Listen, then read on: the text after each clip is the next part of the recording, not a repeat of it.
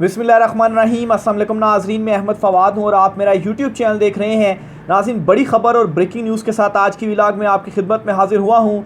Chief justice काजी फ़ायज़ ईसा साहब की जानिब से बड़ी अनहोनी कर डाली गई है।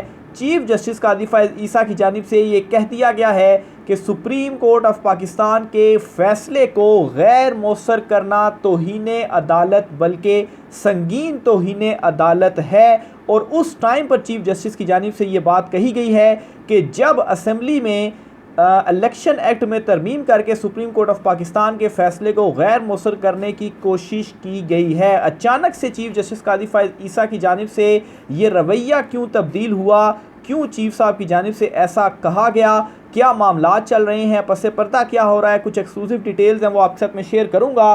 सिर्फ इतना ही नहीं बल्कि चीफ जस्टिस काजी फ़ायज़ ईसा ने आज ये भी कह दिया है कि मुल्क को जर्नेलों ने टेक ओवर कर दिया है और यहाँ तक कहा है कि वो इकदाम वापस लिया जाए जो सुप्रीम कोर्ट ऑफ पाकिस्तान के फ़ैसले को गैर मौसर करने के मुतरादिफ है। आज हुआ क्या, सुप्रीम कोर्ट ऑफ पाकिस्तान से कुछ अहम तरीन और एक्सक्लूसिव डिटेल्स हैं वो आपके साथ में शेयर करूँगा। इसके साथ इस्लामाबाद हाई कोर्ट में भी कुछ इंपॉर्टेंट केसेस की समाअत हुई है। इनमें एक केस तो जो डिप्टी कमिश्नर इस्लामाबाद हैं पाकिस्तान तहरीक इंसाफ को जलसे की इजाज़त देने के हवाले से जो केस था उसमें डीसी इस्लामाबाद को नोटिस जारी हुए हैं तलबी के। इस पर भी कुछ डिटेल्स हैं वो भी आज की व्लॉग में आपके साथ में शेयर करूंगा। सबसे पहले तो नाज़रीन आगाज़ करता हूं जो बड़ी ब्रेकिंग न्यूज़ है चीफ जस्टिस काजी फ़ायज़ ईसा साहब का जो रवैया आज तब्दील हुआ है।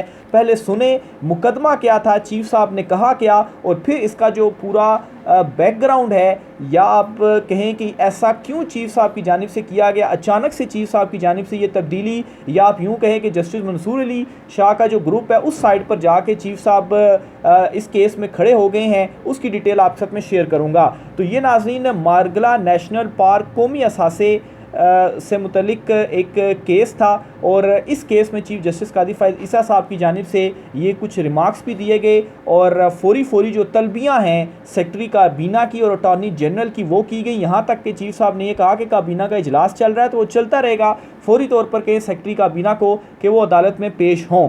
तो हुआ कुछ यूँ जी कि अदालती हुक्म पर चेयरमैन वाइल्ड लाइफ बोर्ड को ओहदे से हटाया गया, ये चीफ जस्टिस ने कहा। अदालती हुक्म के बाद महकमा वाइल्ड लाइफ को वजारत दाखिला के मातहत कर दिया गया। चीफ जस्टिस ने कहा वजारत दाखिला का काम तो अमन व आमा के मामले को देखना होता है। अदालत के कौमी असासे के तहफ़्फ़ुज़ के हुक्म की संगीन खिलाफ वर्जी की गई। अच्छा, इसमें साथ ही साथ चीफ साहब ने ये भी कहा जी कि ये जो महकमा वाइल्ड लाइफ है इसको वजारत दाखिला के मातहत क्यों किया गया, इसके ऊपर भी सवालात उठाए गए हैं। अच्छा, मज़ीद चीफ साहब ने कहा जी कि हुकूमती इक़दामात से अदालती फ़ैसले को ख़त्म करने की कोशिश की गई। निजी होटल के मालिक काबीना सेक्रेटरी कि क्या लगते हैं, क्या काबीना सेक्रेटरी निजी होटल के भाई नहीं? काबीना सेक्रेटरी ने वाइल्ड लाइफ बोर्ड चेयरमैन को हटाने की समरी वज़ीर आज़म से मंजूर कराई। अदालत ने अच्छा ये रिमार्क्स देते हुए अदालत ने क्या किया जी कि अटॉर्नी जनरल और सेक्रेटरी काबीना और निजी होटल के यानी कि मोनाल होटल की ये बात हो रही है उनको फौरी तौर पर तलब किया और केस में कुछ देर के लिए जो वक्फ़ा है वो किया और फिर जब फौरी तौर पर ये तमाम जो साहिबान थी अदालत में पेश हुए तो तब वो असल जो समाअत थी या चीफ जस्टिस काजी फ़ायज़ ईसा साहब का जो मैंने पीछे चीज़ों को एक्सप्लेन किया जो रिमार्क्स थे वो इस जगह पर आए। उनके जो रिमार्क्स हैं वो मैं आपके सामने रखता हूँ जी। दौरान समाअत चीफ जस्टिस वफाकी हुकूमत पर शदीद बरहम हुए और बरहम होते हुए उन्होंने कहा कि जर्नेलों और ब्यूरोक्रेट्स ने मुल्क का निज़ाम संभाल लिया है। अटॉर्नी जनरल आपको इल्म ही नहीं कि चीज़ें कैसे हो रही हैं। इसके अलावा दौरान समाअत चीफ जस्टिस सेक्रेटरी काबीना की जानिब से वज़ीर आज़म को यानी कि शहबाज शरीफ को साहब कहने पर भी उनके ऊपर भरम हुए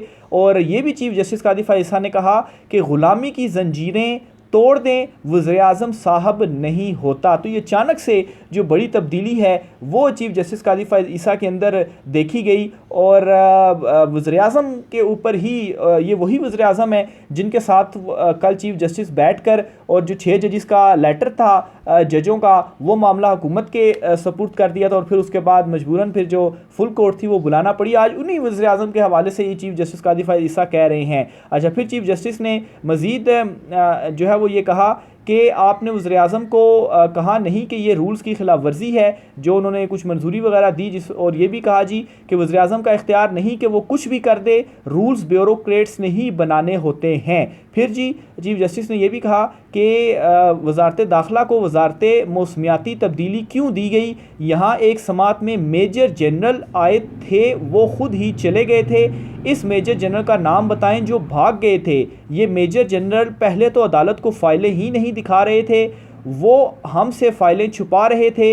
ये मुल्क है, इसका तमाशा बना दिया गया। नेशनल पार्क मौसमियाती तब्दीली से लेकर वजारत दाखिला को देना क्या अच्छी तर्ज हुक्मरानी है। यानी कि अचानक से देखें, पहले शहबाज शरीफ के ऊपर बरहम हुए और फिर अचानक से जर्नल से मुतलिक जो चीफ जस्टिस काजी फैज़ ईसा की जानिब से रिमार्क्स दिए गए उनके ऊपर चीफ जस्टिस बरहम हुए। तो अचानक से ये क्या मामला हुआ, मैं आगे चलकर इसकी भी कुछ अंडरस्टैंडिंग अपनी जो मेरी है वो आपसे शेयर करूंगा, लेकिन पहले ये मुकम्मल डिटेल सुन लें। मजीद चीफ जस्टिस ने कहा जी कि हम अवामी वोटों से मुंतखब होने वाले नुमाइंदों का एहतराम करते हैं। अवामी वोटों से मुंतखब लोग वोट लेकर आते हैं, फिर इन्हीं पर ही चढ़ाई कर दी जाती है। पार्लियामेंट के बाहर से लेकर मेरे घर तक पाइन सिटी हाउसिंग प्रोजेक्ट के बैनर्स लगे हुए हैं। बैनर्स पर मंसूबे के हवाले से CDA स्पॉन्सर्ड लिखा हुआ है। ब्यूरोक्रेट्स और जर्नलों ने टेक ओवर कर रखा है। आपको इल्म ही नहीं है चीज़ें कैसे चल रही हैं। ये ब्यूरोक्रेट्स अवाम की नहीं किसी और की जो खिदमत है वो कर रहे हैं। ये मुल्क अवाम के लिए बना है, साहिबों के लिए नहीं बना। यानी कि ये जो कहा गया शहबाज शरीफ को साहब, तो उस हवाले से जो है वो चीफ जस्टिस की जानिब से कहा गया। फिर मज़ीद उन्होंने कहा कि तौहीन अदालत की दरख्वास्त ना आती तो सब कुछ खामोशी से हो जाता, मुल्क ऐसे नहीं चलेगा, ये भी चीफ जस्टिस ने कहा। फिर चीफ जस्टिस ने कहा कि हम रेस्टोरेंट हटाने निकले थे, यहाँ तो हाउसिंग सोसाइटियाँ निकल आई हैं। क्या वज़ीर-ए-आज़म कल किसी को गोली मारने का हुक्म दे दें तो गोली मार देंगे। ये भी चीफ जस्टिस ने इस्तफसार किया सेक्रेटरी काबीना से। महकमा वाइल्ड लाइफ को मौसमियाती तब्दीली की वजारत लेकर जंगलात या किसी दूसरी मुतलका वजारत के हवाले करते तो बात समझ भी आती। फिर इसी तरह से चीफ जस्टिस ने कहा कि मैं ज़ाती तौर पर तौहीन अदालत की कार्रवाई के हक़ में नहीं हूँ। फिर इस पर जी अटॉर्नी जनरल ने कहा कि मैं काबीना के फैसले के बाद आपको चैम्बर में तफसीलात से आगाह करूँगा। तो जब ये अटॉर्नी जनरल की जानिब से कहा गया तो इस पर मज़ीद बरहम हुए चीफ जस्टिस और उन्होंने कहा कि हम चैम्बर में कुछ नहीं करते, मेरी अदालत में जो भी होता है खुली अदालत में होता है, आप हमें खुली अदालत में ही तमाम तफसीलात पेश करेंगे। हम ना चैम्बर में तफसीलात लेंगे और ना ही बात सुनेंगे। वजारत दाखिला अगर इतनी ही अच्छी है तो सेहत, तालीम और कानून समेत सारी वजारतें इन्हें दे दें। तो ये जी चीफ जस्टिस काजी फैज़ ईसा साहब की जानिब से इस रिमार्क्स के इस केस के अंदर ये रिमार्क्स थे जिसमें जो निशाना बनाया गया, एक तो शहबाज शरीफ को, दूसरा जर्नलों को, और फिर साथ ही साथ जो है वो सुप्रीम कोर्ट के फैसले को गैर मौसर करने को भी संगीन तौहीन अदालत करार दिया गया। तो ये चीफ जस्टिस काजी फैज़ ईसा साहब का रवैया था और आज इस रवैये में बड़ी जो तब्दीली है वो देखी गई कि माजी में कुछ डिफरेंट उनका रवैया होता था, आज उनकी जो है वो डिफरेंट रवैया है। इस पे जी जो मेरी कुछ अपनी ऑब्जर्वेशन है या जिस तरीके से एक फ़्लो में सारी जो चीज़ें हैं, जो हैपनिंग्स हैं वो हो रही हैं, एक तरफ कानून साजी हो रही है, तरमीमें हो रही हैं, लेकिन उन चीज़ों का फ़ायदा शायद चीफ जस्टिस काजी फैज़ ईसा को नहीं हो रहा। कोई जो एक्सटेंशन का उनका मामला है शायद वो आगे नहीं बढ़ पा रहा। तो फिर जाहिर सी बात है चीफ जस्टिस की जानिब से इस तरह का कुछ जो रिएक्शन है वो सामने आया। ये जिस तरीके से आप देखेंगे ये उस टाइम पर जो सारे रिमार्क्स हैं वो सामने आते हैं जब जो हुकूमत है वो एक तरमीम करती है और उस तरमीम से बज़ाहिर ये कोशिश होती है कि सुप्रीम कोर्ट ऑफ पाकिस्तान का जो फैसला है उसे गैर मौसर कर दिया जाए। आप देखें ना, एक तरफ ये चीज़ होती है और दूसरी तरफ चीफ जस्टिस काजी फैज़ ईसा इस किस्म के रिमार्क्स देते हैं। तो डॉट से डॉट कनेक्ट होते हैं और डॉट्स के साथ डॉट को अगर कनेक्ट किया जाए तो फिर यही जो सारी ये कहानी है वो समझ में आती है। बहरहाल जी सिकंदर सुल्तान राजा साहब को भी इसके बाद एक मैसेज चला गया होगा कि ये इस तरह से नहीं होगा, मखसूस नशिस्तों के फ़ैसले के ऊपर जो इम्प्लीमेंट है वो तो करना ही करना पड़ेगा। और चीफ जस्टिस भी आज बोल पड़े हैं और इससे पहले जस्टिस मंसूर अली शाह साहब ने भी ये कह दिया कि सुप्रीम कोर्ट के हर फैसले के ऊपर जो अमल दरामद है वो तो करना ही करना है। तो ये जी सुप्रीम कोर्ट ऑफ पाकिस्तान से एक जो है वो आप कहें कि हुकूमत के लिए एक बुरी खबर भी है कि अब जो उनकी ख्वाहिश थी शायद वो पूरी ना हो सके। दूसरी तरफ जी इस्लामाबाद हाई कोर्ट से भी 2-3 इंपॉर्टेंट केसेस हुए हैं, उनकी भी तफसीलात आपके साथ में शेयर करता हूँ। उससे पहले आपको बताता चलूँ कि लाहौर हाई कोर्ट में इलेक्शन तरमीमी एक्ट 2024 जो है वो चैलेंज कर दिया गया है। लाहौर हाई कोर्ट में शहरी मशकूर हुसैन की जानिब से ये दरख्वास्त दायर की गई है। वफाकी हुकूमत, इलेक्शन कमीशन, सदर और वज़ीर-ए-आज़म को फरीक बनाया गया है। दरख्वास्त में मौक़िफ़ इख्तियार किया गया है कि सुप्रीम कोर्ट के फ़ैसले को ख़त्म करने के लिए इलेक्शन एक्ट में 4 जो तरमीम है वो की गई है।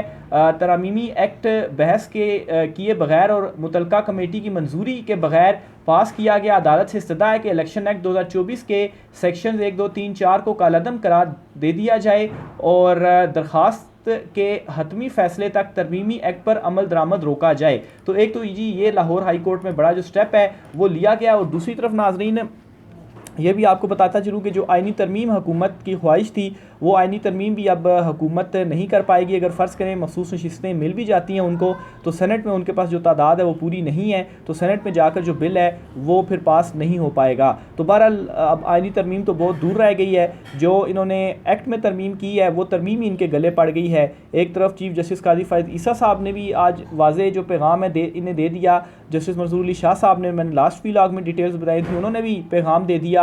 और फिर उसके बाद अब ये अदालत में भी जो तरमीमी एक्ट है 2024 इसे चैलेंज कर दिया गया है। बहरहाल ये तरमीमी एक्ट मंजूर होने के बाद सदर मुमलिकत की जानिब से जो दस्तखत हैं वो कर दिए गए हैं और जल्द ही ये गज़ट का हिस्सा बन जाएगा और उसके बाद ये लागू भी हो जाएगा। पाकिस्तान तहरीक इंसाफ ने जी जलसे की इजाज़त से मुतल्लिक दरख्वास्त दी थी इस्लामाबाद हाई कोर्ट में। इस दरख्वास्त में क्या हुआ है कि जो चीफ सेक्रेटरी हैं और जो डिप्टी कमिश्नर हैं इस्लामाबाद, इन दोनों को नोटिस जारी कर दिए गए हैं इस्लामाबाद हाई कोर्ट की जानिब से। जस्टिस अरबाब मोहम्मद ताहिर हैं, उनकी जानिब से जो केस है इसकी समाअत की गई है, इस दरख्वास्त पर समाअत की गई है और इन दोनों को नोटिस जारी करते हुए इनको तलब किया गया है और इनसे जवाब भी मांगा गया है। तहरीक इंसाफ की जलसे का मकाम तब्दील करने की दरख्वास्त पर चीफ कमिश्नर और डिप्टी कमिश्नर इस्लामाबाद को नोटिस जारी कर दिया गया है। इसके अलावा जी नोटिस जारी करते हुए जवाब भी तलब किया गया है। सरकारी वकील ने दौरान समाअत ये कहा कि ज़िली इंतज़ामिया ने PTI को 22 अगस्त को तरनोल में जलसा करने की इजाज़त दी है। PTI के वकील शुएब शाहीन ने कहा कि हमने 13 अगस्त को F9 पार्क या कश्मीर हाईवे पर जलसे की दरख्वास्त दी थी। हम जलसा 22 अगस्त को ही कर लेंगे, लेकिन मकाम तब्दील कर दिया जाए और तरनोल के बजाय F9 पार्क या कश्मीर हाईवे पर जलसे की इजाज़त दी जाए। अदालत ने केस की समाअत आइंदा हफ्ते तक मुलतवी कर दी है। बहरहाल जी तरनोल पर गालबन ये वही मकाम था जहाँ पर पहले भी इजाज़त दी गई थी पाकिस्तान तहरीक इंसाफ को और फिर ऐन मौके पर NOC को मनसूख कर दिया गया था और जो है वो पाकिस्तान तहरीक इंसाफ को जलसे की फिर इजाज़त नहीं दी गई थी। तो अब PTI 13 अगस्त का कह रही है, वो उन्होंने 22 अगस्त को इजाज़त दी और वो भी तरनोल में। तो PTI अब ये भी कह रही है कि चले 13 अगस्त को आप नहीं जलसा करने देते तो ना करने दें, आप 22 अगस्त की डेट दे दें, लेकिन आप हमें F9 पार्क दे दें, क्योंकि 13 अगस्त के वाले से ये बहाना बनाएंगे कि भी नेक्स्ट डे 14 अगस्त है और एक्टिविटीज़ हैं, ये है वो है, तो इसलिए नहीं इजाज़त दे सकते। तो चलें ठीक है, 22 अगस्त को तो कुछ भी नहीं है, तो 22 अगस्त को F9 पार्क में जलसे की जो इजाज़त है या कश्मीर हाईवे पर वो दे दी जाए। तो इस दरख्वास्त के ऊपर नोटिस जारी हुए हैं। देखिए अब इस्लामाबाद हाई कोर्ट इस मामले को कैसे टैकल करती है, क्योंकि इससे पहले भी इस्लामाबाद हाई कोर्ट ने ही इजाज़त दी थी और उसके ऊपर फिर NOC जारी हुआ था, लेकिन फिर वो ऐन वक्त के ऊपर मनसूख कर दिया गया था। एक और मुकदमा जो इस्लामाबाद हाई कोर्ट में आया, बड़ा ही ये इंपॉर्टेंट मुकदमा था और ये था जी अज़हर मशवानी के लापता भाइयों को बाजियाब करा के इस्लामाबाद हाई कोर्ट पेश करने का हुक्म आज दिया गया है। अज़हर मशवानी जो है वो पाकिस्तान तहरीक इंसाफ के जो रहनुमा हैं, उनके जो दोनों भाई हैं उनको उठाया गया है, अगवा किया गया मुबैना तौर पर, और पहले ये लाहौर हाई कोर्ट में मामला चल रहा था, वहाँ से दरख्वास्त वापस ली गई और इस्लामाबाद हाई कोर्ट में दरख्वास्त दायर की गई है क्योंकि लाहौर हाई कोर्ट से कोई रिलीफ नहीं मिल रहा था। इस्लामाबाद हाई कोर्ट में लापता अफराद से मुतल्लिक पहले भी कुछ केसेस सुने गए हैं, वहाँ पर बाजियाब हुए हैं जो लापता अफराद थे, तो इस वजह से अज़हर मशवानी ने जो है उनके भाइयों ने यहाँ पर जो दरख्वास्त है वो अदालत में दी है। तो इस पर अदालत ने जो हुक्म दिया वो ये है कि दोनों लापता भाइयों को बाजियाब कराकर अदालत में पेश किया जाए। अज़हर मशवानी के 2 लापता भाइयों की बाजियाबी के लिए दायर दरख्वास्त पर समाअत की गई। जस्टिस मियां गुल हसन औरंगज़ेब ने अज़हर मशवानी के वालिद की दरख्वास्त पर समाअत की है। अज़हर मशवानी के भाई प्रोफेसर मज़हरुल हसन और प्रोफेसर ज़हूरुल हसन 6 जून से लापता हैं। जून और आज जो है वो हो गई है 9 अगस्त, यानी कि 1 महीने से भी ज़ायद का उन्हें वक्त हो गया। दोनों लापता भाइयों के वालिद की तरफ से वकील बाबर अवान अदालत के सामने पेश हुए। जस्टिस मियां गुल हसन औरंगज़ेब ने इस्तफसार किया कि आज अखबार में है, क्या ये गिरफ्तार हैं? बाबर अवान ने बताया कि पेटिशनर गिरफ्तार नहीं है बल्कि ये दोनों भाइयों के वालिद हैं। जस्टिस मियां गुल हसन औरंगज़ेब ने कहा कि ठीक है, वो और है जो गिरफ्तार हुए हैं। वकील बाबर अवान ने कहा कि Azhar Mashwani social media activist हैं, पहले इनको भी उठाया गया था। 2 प्रोफेसर भाई 6 जून को उठाए गए, जबकि 5 जून को रऊफ़ हसन और बैरिस्टर गौहर को भी गिरफ्तार किया गया। गौहर को गिरफ्तार नहीं किया गया, रऊफ़ हसन को गिरफ्तार किया गया। जज ने मुस्कुराते हुए रिमार्क्स दिए कि गौहर गिरफ्तार होना चाहता था लेकिन इसे गिरफ्तार नहीं किया गया क्योंकि वो क्वालिफ़िकेशन पर अभी पूरे नहीं उतरे। तो देखें, जज साहब की जानिब से भी मुस्कुराते हुए ज़ेरे लब आप कहें या इनडायरेक्टली उन्होंने भी बता दिया कि वो भी पूरे नहीं उतरते, यानी कि ये क्राइटेरिया होता है तब जाके उनको गिरफ्तार की होती है, तब जाके उठाया जाता है। तो बहरहाल जी, जस्टिस मियां गुल हसन और औरंगज़ेब साहब ने ये ऑर्डर दे दिया है। देखें अब इसके ऊपर कब कैसे इंप्लीमेंट होता है और बाज़ियाबी होती है या क्या होता है। जो भी होगा आपके साथ मज़ीद तफ़सीलात भी शेयर करता रहूँगा। राय का इज़हार कीजिएगा। आज के व्लॉग से इतना ही, इजाज़त दीजिए। अल्लाह हाफ़िज़।